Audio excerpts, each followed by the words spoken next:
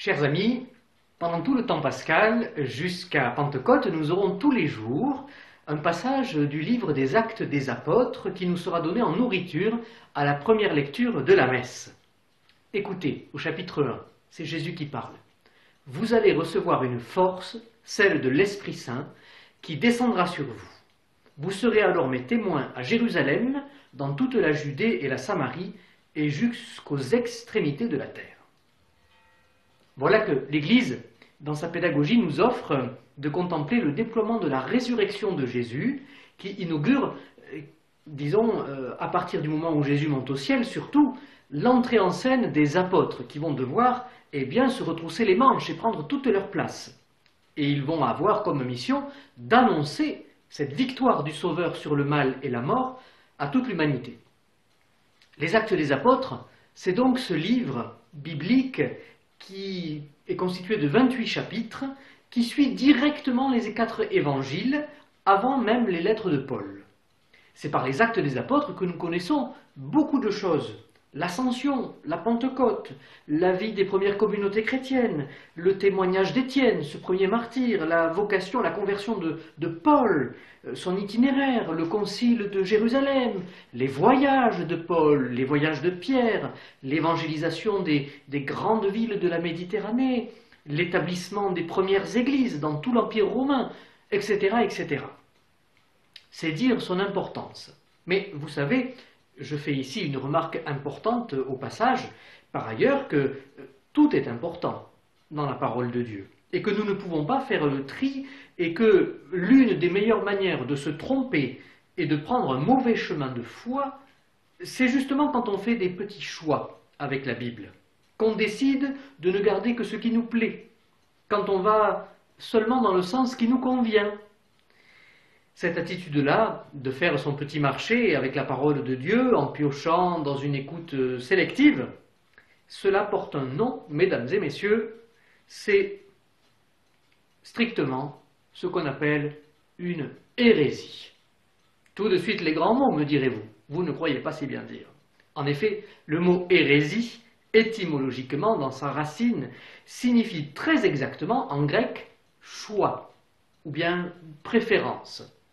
C'est-à-dire que là où l'hérétique, au sens étymologique du terme, sélectionne, qu'il fait le difficile et qu'il se prive, ce faisant, de la vérité, eh bien le chrétien, lui, est invité à accueillir indistinctement tout ce que Dieu a à lui dire, même si ça va le déranger, même s'il ne comprend pas tout, même s'il va devoir chercher et ferrailler un peu avec cette parole qui le suscite, qui le convoque.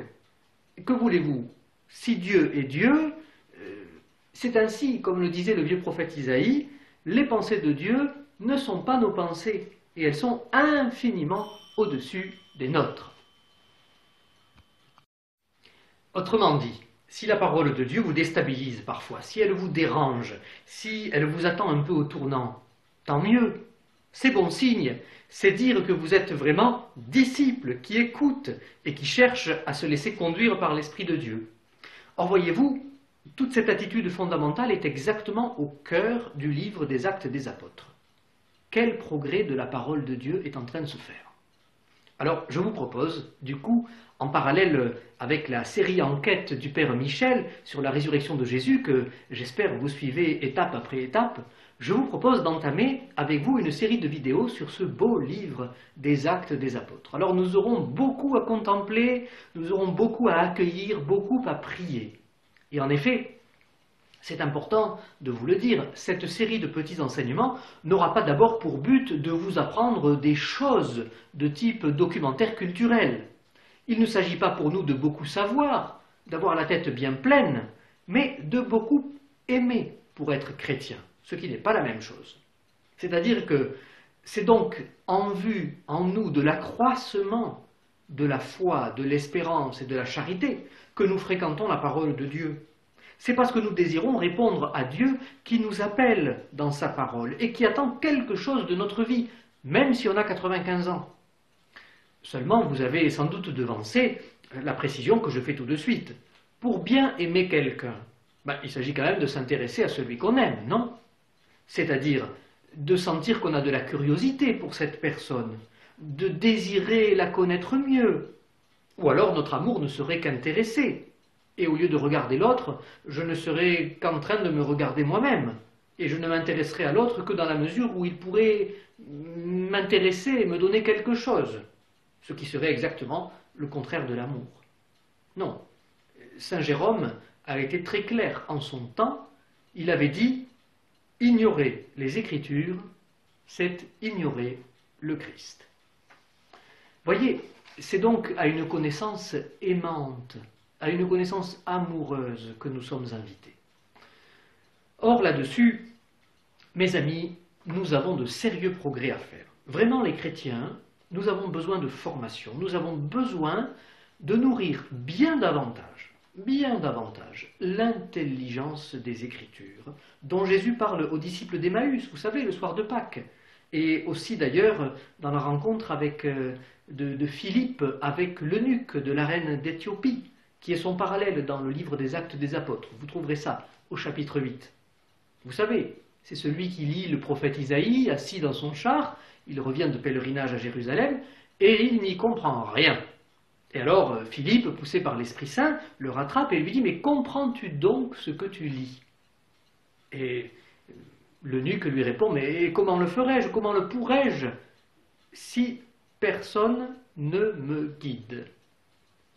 Et Philippe va lui annoncer la bonne nouvelle de Jésus à cet eunuque qui est un haut fonctionnaire et qui n'est pas un imbécile et qui justement ne l'est pas parce qu'il est capable de reconnaître ses carences, ses lacunes et qu'il accepte de se faire aider. Chers amis, nous ne chercherons donc pas à satisfaire une simple curiosité intellectuelle, même si elle est sans doute très louable, ou à savoir des choses sur la Bible. Non, chers amis, c'est décisif ça, parce qu'il s'agit non seulement d'être capable de témoigner, de rendre compte de l'espérance qui habite en nous, comme nous exhorte Saint Pierre, mais d'abord de devenir vraiment les disciples missionnaires, c'est-à-dire les chrétiens en recherche de sainteté que Dieu est en droit d'attendre, dont Dieu et le monde ont besoin. On va sur le char de Philippe ou dans la grande barque de l'Église, eh bien, suivre principalement, pour ce faire, les éclairages de l'abbé Christophe de Dreuil. C'est un exégète, prêtre de notre diocèse, qui est recteur du séminaire Saint-Luc, et dont j'avais suivi un des plus passionnants cours d'écriture sainte qui nous avait donné justement dans le livre des Actes des Apôtres. C'est la substantifique moelle de cet enseignement que j'essaierai de vous monnayer, de vous restituer. Mais avant tout, bien sûr, il s'agit d'écouter la parole de Dieu elle-même. Et je vous invite à lire chaque jour un peu du livre des Actes des Apôtres. Mais pas seulement les petits extraits qu'on nous propose à la messe, mais bien de suivre ce livre in extenso, sans coupure, chapitre après chapitre, tranquillement, à votre rythme, avec votre Bible. Voilà qui peut être une très très belle Lectio Divina du temps pascal. Alors, pour terminer, je vous propose de nous faire une place, nous aussi, dans ce char de Philippe et de l'eunuque, et je vous propose de nous inviter dans ce voyage qui va nous faire prendre le bon air des missions apostoliques et avouer qu'en plein confinement, ça ne nous fera pas de mal. Attention, on part quand même sur des grands espaces. On est vraiment dans le grand souffle de l'Église. Alors accrochez-vous. Et comme le dit une très belle strophe d'un chant écrit par Didier Rimaud, « Qui prendra la route pour ces grands espaces? Qui prendra Jésus pour maître et pour ami?